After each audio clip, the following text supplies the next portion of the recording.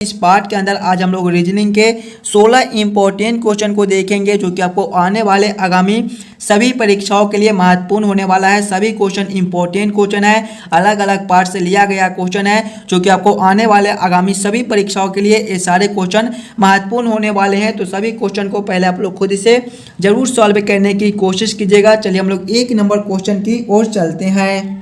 एक number question आपको कह रहा है, नीचे दिए गए प्रश्न में संबंधित शब्द को चुनिए। संबंधित शब्द चुनने के लिए बोला जा रहा है। प्रश्न आपको कह रहा है जिस प्रकार से बगीचा का संबंध पौधे के साथ है उसी प्रकार से आपसे पूछ रहा है पुस्तक का संबंध कौन सा शब्द से होगा जो इस वाले क्वेश्चन मार्क पे भरे जाएंगे। देखिए, जब भी आपको इस प्रकार के रीजनिंग के प्रश्न देखने को मिले तो सबसे पहले आप लोग ये सोचिएगा ये बगीचा से पौधे कैसे लिख रहा है, बगीचा से पौधा किस प्रकार से संबंधित है, उसी प्रकार से आप लोग सोचिएगा आपका पुस्तक से कौन सा शब्द संबंधित होंगे जो इस वाले क्वेश्चन मार्क पे भरे जाएंगे। अगर आप लोग ध्यान से देखिएगा तो बगीचा के अंदर आपका पौधा पाया जाता है, उसी प्रकार से अगर आप लोग देखिएगा तो पुस्तक के अंदर मेरे भाई आपके पृष्ठ पाए जाते हैं। पृष्ठ आपका कौन सा ऑप्शन में दिया गया है?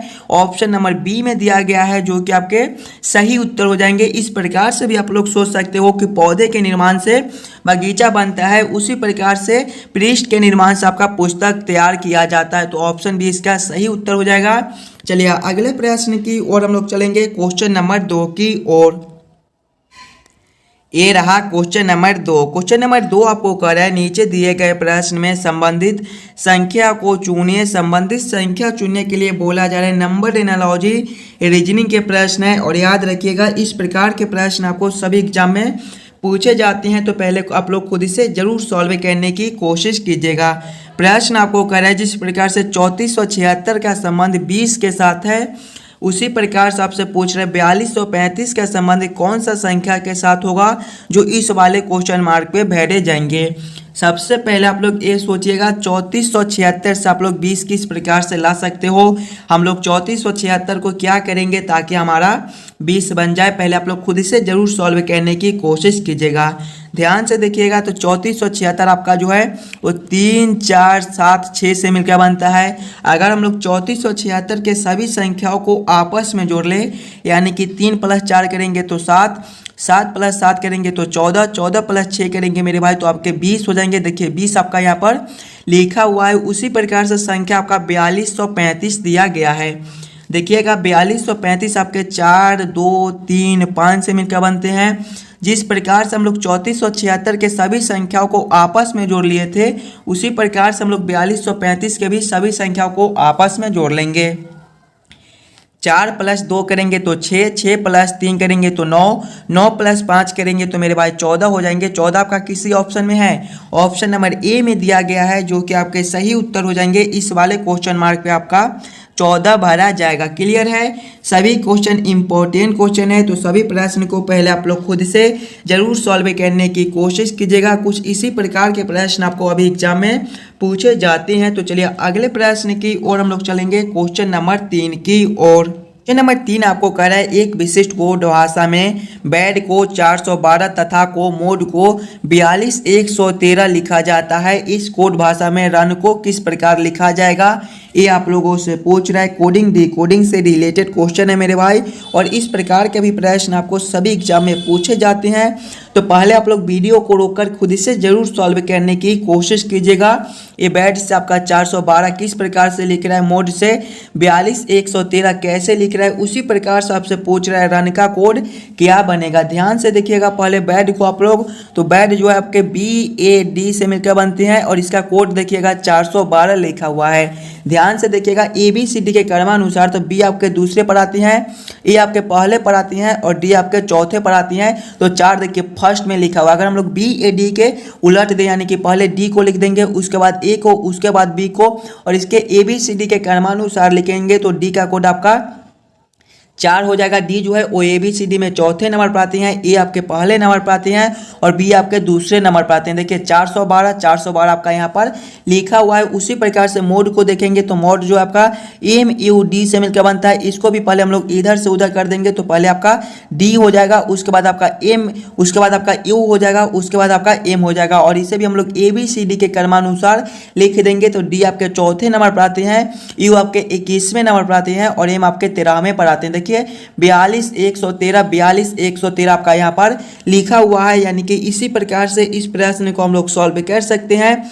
तो वही सेम हम लोग रन के साथ करेंगे, RUN को भी सेम वही हम लोग करेंगे।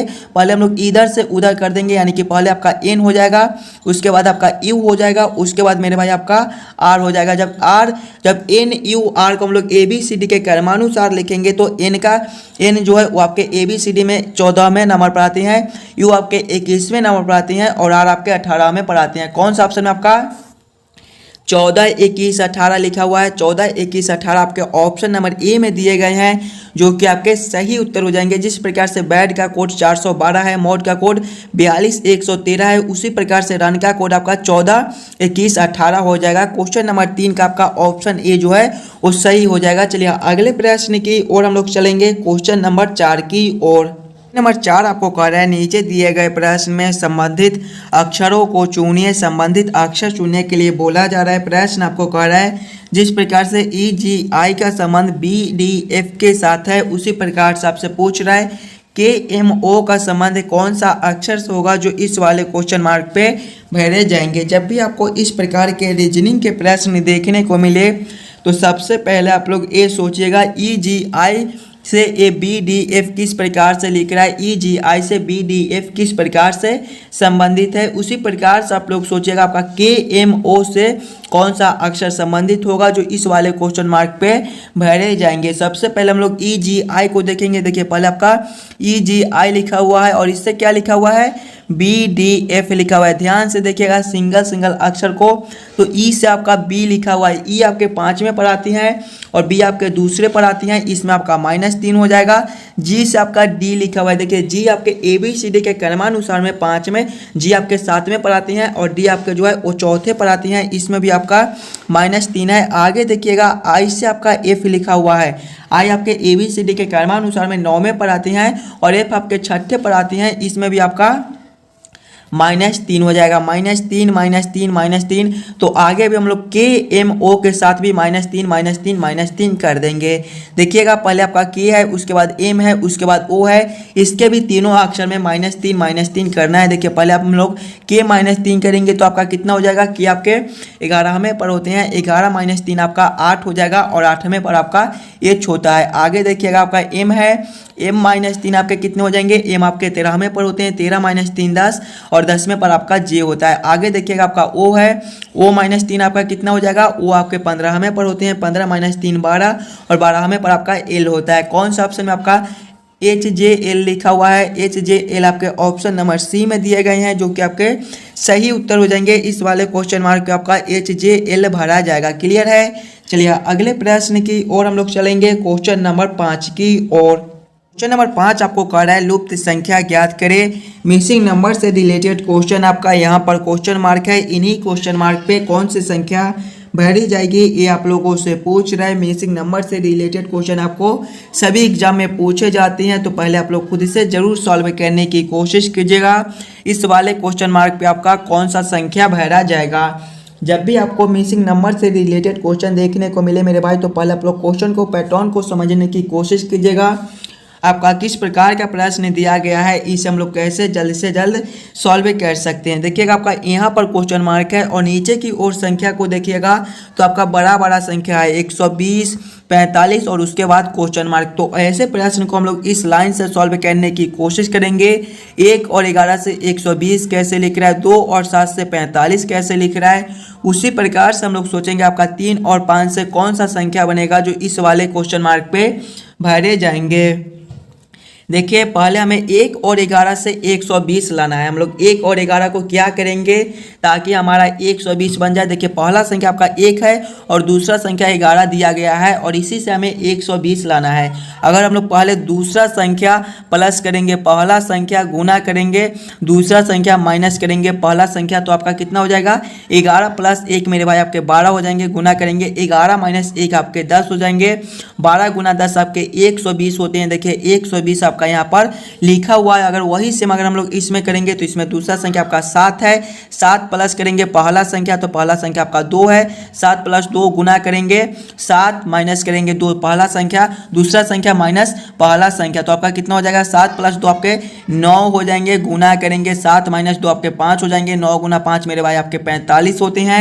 देखिए 45 आपका यहाँ पर लिखा हुआ है, यानी कि इसी प्रकार से इस प्रश्न को हम लोग सॉल्व कर सकते हैं। तो इसमें दूसरा संख्या आपका 5 दिया गया है, दूसरा संख्या प्लस करेंगे पहले पहला संख्या, दूसरा संख्या प्लस पहला संख्या आपका कितना हो जाएगा 5 प्लस 3 गुना करेंगे, दूसरा संख्या माइनस पहला संख्या। देखिएगा 5 प्लस 3 आपके 8 गुना करेंगे, 5 माइनस 3 आपके 2, 8 गुना 2 आपके 16। 16 आपका कौन सा ऑप्शन में है, ऑप्शन नंबर बी में दिया गया है, जो कि आपके सही उत्तर हो जाएंगे। इस वाले क्वेश्चन मार्क पे आपका 16 भरा जाएगा। चलिए अगले प्रश्न की ओर हम लोग चलेंगे, क्वेश्चन नंबर 6 की ओर। ये रहा क्वेश्चन नंबर 6। क्वेश्चन नंबर 6 आपका वेन आरेख वेन डायग्राम से रिलेटेड क्वेश्चन है। प्रश्न आपका सोडा वाटर, निर्मल वाटर और लिक्विड का सही वेन आरेख वेन डायग्राम किस प्रकार से बनेगा, ये आप लोगों से पूछ रहा है।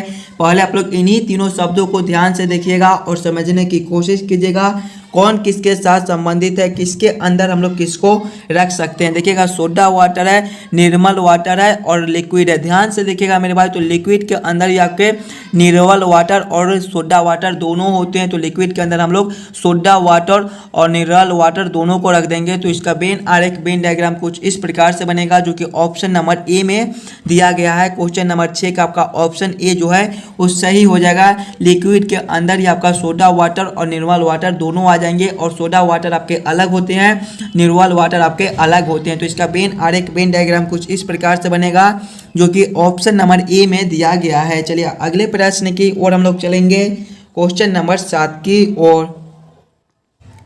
ये रहा क्वेश्चन नंबर 7। क्वेश्चन नंबर 7 आपको करा है निम्नलिखित आकृति में त्रिभुजों की संख्या ज्ञात करें। इस वाले आकृति में आपके टोटल कितने ट्रायंगल त्रिभुज बनते हैं, ये आप लोगों से पूछ रहा है। पहले आप लोग वीडियो को रोककर खुद से जरूर काउंटिंग करने की कोशिश कीजिएगा। इस वाले आकृति में आपका टोटल कितना ट्रायंगल त्रिभुज बनता है। जब भी आपको त्रिभुज काउंटिंग करने के लिए बोले तो सबसे पहले आप लोग फिगर को ध्यान से देखिएगा और समझने की कोशिश कीजिएगा आपका किस प्रकार का फिगर दिया गया है, इसमें हम लोग कैसे जल्द से जल्द ट्रायंगल त्रिभुज काउंट कर सकते हैं। ध्यान से देखिएगा, तो यहाँ पर आपका एक चतुर्भुज दिया गया है और जब भी हमें चतुर्भुज में त्रिभुज काउंट करने के लिए बोले तो हम लोग कौन सा ट्रिक यूज करते हैं, पहले छोटे छोटे खंड को काउंट कर लेंगे और उसमें 2 से गुना कर देंगे। देखिएगा इस वाले चतुर्भुज में आपका छोटा छोटा खंड कितना बनता है, एक तो आपका ए हो जाएगा, दूसरा आपका ए हो जाएगा, तीसरा आपका ए हो जाएगा और चौथा आपका ए हो जाएगा। 4 गुना 2 हम लोग करेंगे तो आपके 8 हो जाएंगे, यानी कि इस वाले आकृति में आपका टोटल 8 त्रिभुज बनता है।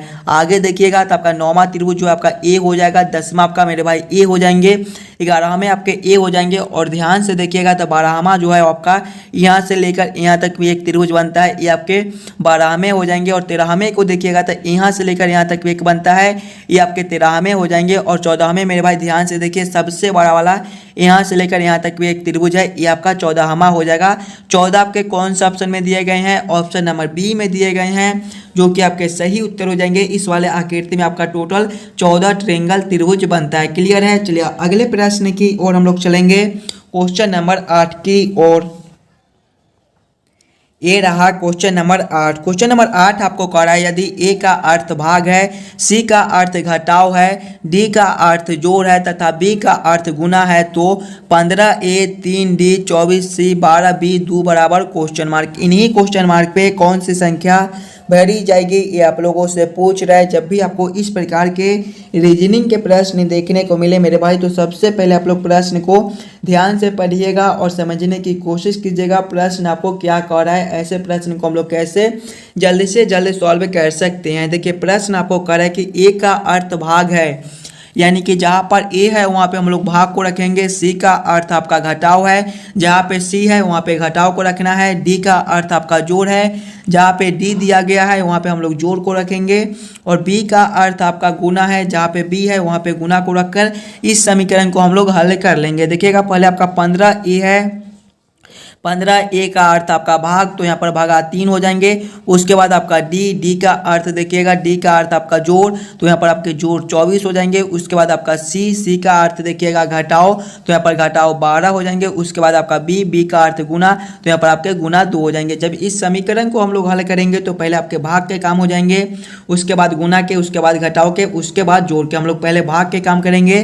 15 भागा 3 आपके 5 हो जाएंगे, प्लस करेंगे 24, माइनस करेंगे 12 गुना 2 मेरे भाई आपके 24 हो जाएंगे। देखिएगा 5 माइनस प्लस 24 माइनस 24 आपके खत्म हो जाएंगे, यानी कि सीधा इसका 5 उत्तर आ जाएगा। 5 कौन सा ऑप्शन में है?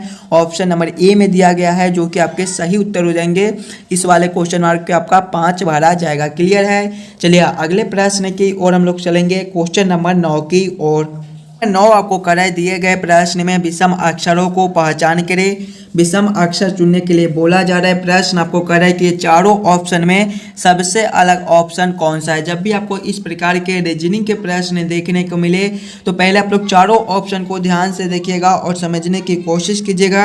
ये चारों ऑप्शन में आपके सबसे अलग ऑप्शन कौन से दिए गए हैं। देखिए ऑप्शन ए में आपका AEI दिया गया है, ऑप्शन बी में आपका JNR दिया गया है, ऑप्शन सी में SWA दिए गए हैं, ऑप्शन डी में आपका FHJ दिया गया है।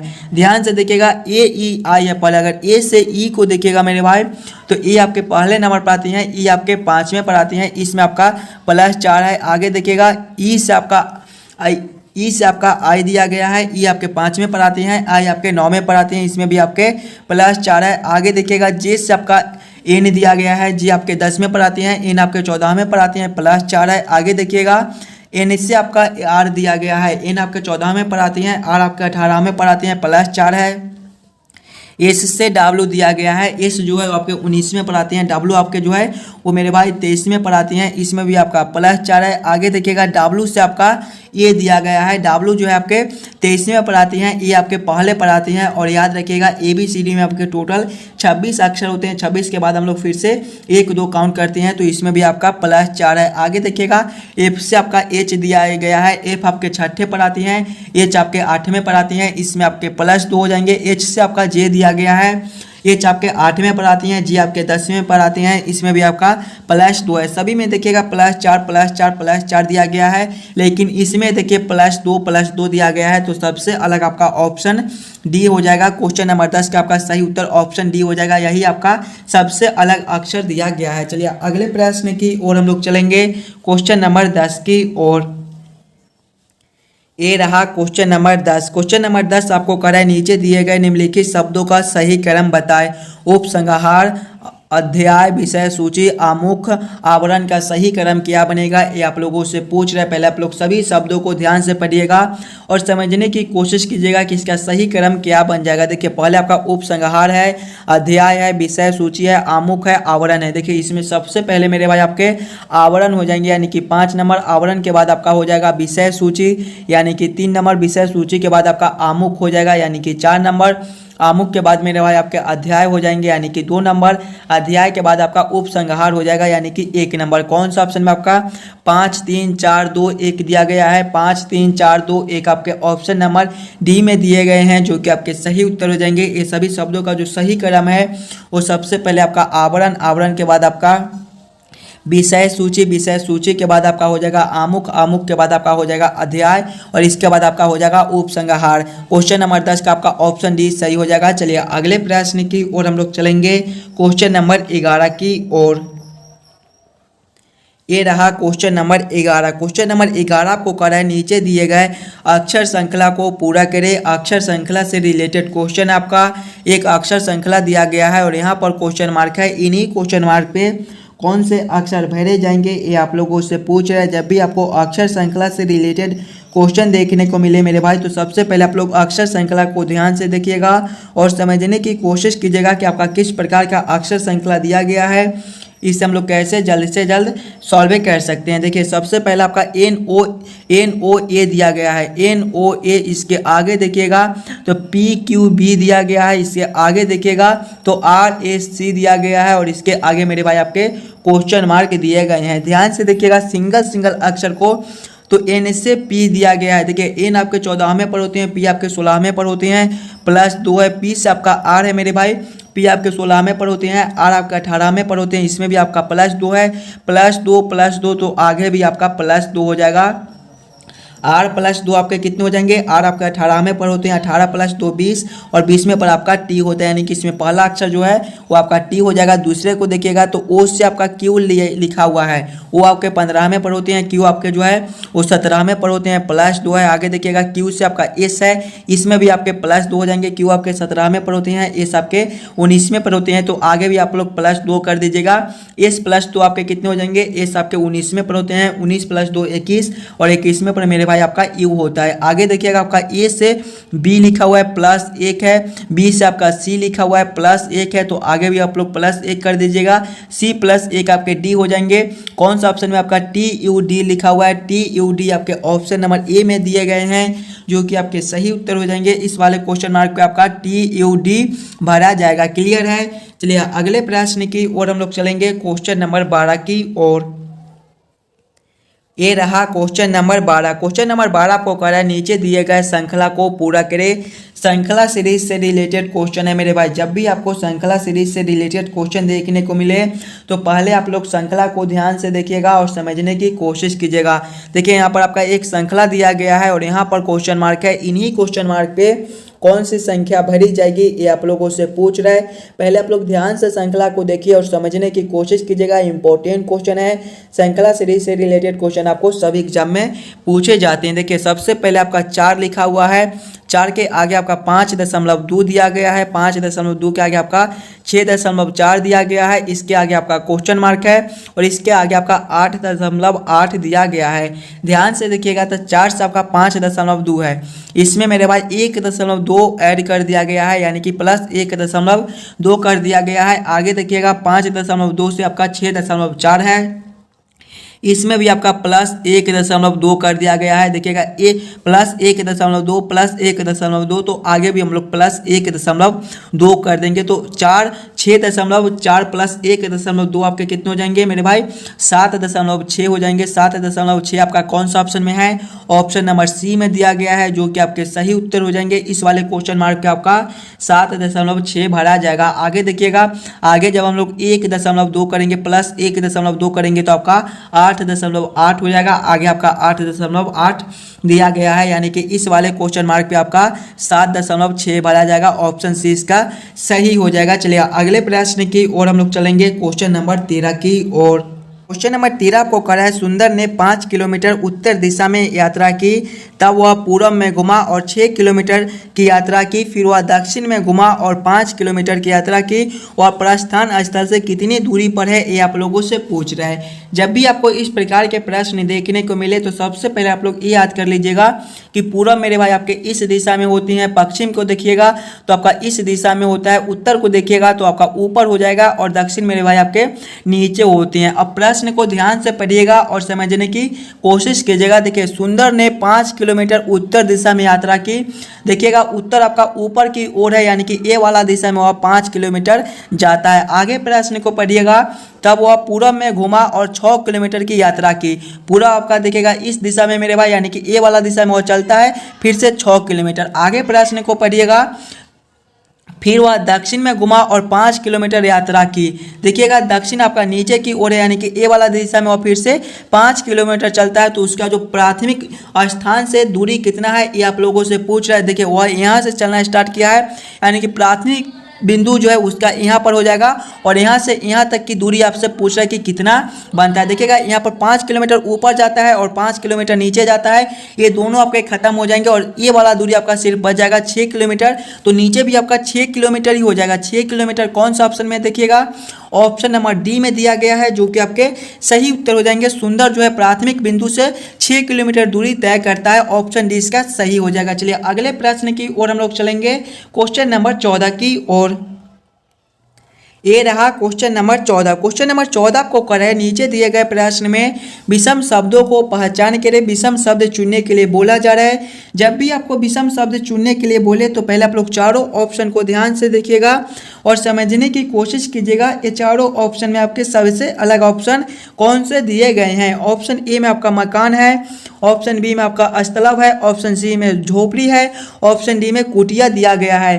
ध्यान से देखिएगा मेरे भाई, मकान, ध्यान से देखिएगा, मकान, झोपड़ी और कुटिया ये तीनों जो है वो मनुष्य को रहने के लिए बनाया जाता है, लेकिन अस्तलव मेरे भाई आपके घोड़ा को रहने के लिए बनाया जाता है। तो सबसे अलग आपका अस्तलव हो जाएगा। क्वेश्चन नंबर 14 का आपका ऑप्शन बी जो है वो सही उत्तर हो जाएगा। चलिए अगले प्रश्न की ओर हम लोग चलेंगे, क्वेश्चन नंबर 15 की ओर। ये रहा क्वेश्चन नंबर 15। क्वेश्चन नंबर 15 आपका कथन निष्कर्ष से रिलेटेड क्वेश्चन है और इस प्रकार के भी प्रश्न आपको एग्जाम में पूछे जाते हैं। जब भी आपको इस प्रकार के रीजनिंग के प्रश्न देखने को मिले तो सबसे पहले आप लोग कथन को ध्यान से पढ़िएगा और समझने की कोशिश कीजिएगा कि कथन आपको क्या कर रहा है, इसके आधार पर कौन सा निष्कर्ष सही निकलेगा। देखिए कथन आपको कह रहा है कि प्राइवेट फॉर्म में काम करने वाले मेहनती होती हैं, प्राइवेट फॉर्म में काम करने वाले मेहनती होती हैं। निष्कर्ष को देखेंगे तो निष्कर्ष एक आपको कह रहा है कुछ मेहनती लोग प्राइवेट फॉर्म में काम करने वाले होते हैं। हाँ, यह निष्कर्ष आपका निकल सकता है, कुछ मेहनती लोग जो है वो प्राइवेट फॉर्म में काम करने वाले हो सकते हैं। यह निष्कर्ष आपका सही बनता है। निष्कर्ष 2 को देखेंगे तो सरकारी कर्मचारी मेहनती नहीं होते हैं, ये निष्कर्ष आपका गलत हो जाएगा। ऐसी कोई बात नहीं होती है कि सरकारी कर्मचारी मेहनती नहीं होती हैं, यह कथन से यह निष्कर्ष नहीं निकलता है, यह निष्कर्ष आपका गलत हो जाएगा। तो केवल निष्कर्ष एक निकलता है। केवल निष्कर्ष एक को कौन सा ऑप्शन में सही किया गया है, ऑप्शन ए में देखिएगा केवल निष्कर्ष एक निकलता है, यानी कि क्वेश्चन नंबर 15 का आपका ऑप्शन ए जो है वो सही हो जाएगा। चलिए अगले प्रश्न की ओर हम लोग चलेंगे, क्वेश्चन नंबर 16 की ओर। ये रहा क्वेश्चन नंबर 16 और क्वेश्चन नंबर 16 जो है आपका होमवर्क के तौर पे छोड़ा जाता है। ये प्रश्न आपका जो है वो कोडिंग डिकोडिंग से रिलेटेड क्वेश्चन है और कोडिंग डिकोडिंग से रिलेटेड क्वेश्चन आपको सभी एग्जाम में पूछे जाते हैं। तो जितने बच्चे हो सके ये वाले प्रश्न को आप लोग खुद से सॉल्व कीजिएगा और आंसर कमेंट कर दीजिएगा। ये वाले प्रश्न को हम लोग अगले पार्ट में फिर से देख लेंगे। आशा करता हूँ दोस्तों आप सभी प्रश्न को बढ़िया से समझ गए होंगे।